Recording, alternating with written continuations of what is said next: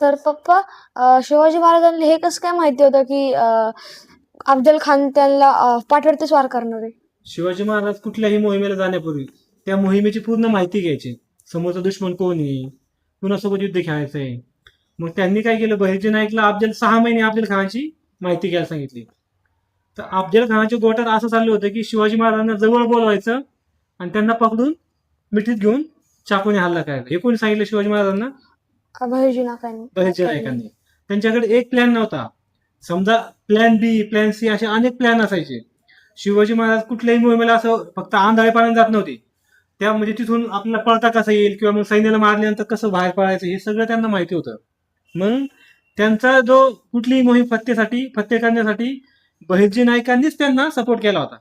आणि 70% वाटा हा बहिर्जी नाईकांचा होता.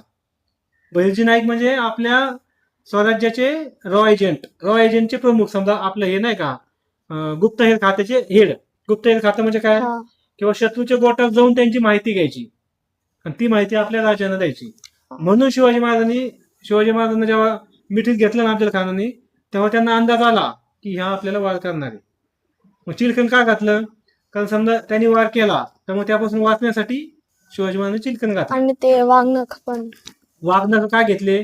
कारण तिथं जी मिटिंग ठरली होती ना भेट, तिथं दोघांनाही हत्यार घ्यायची परवानगी नव्हती.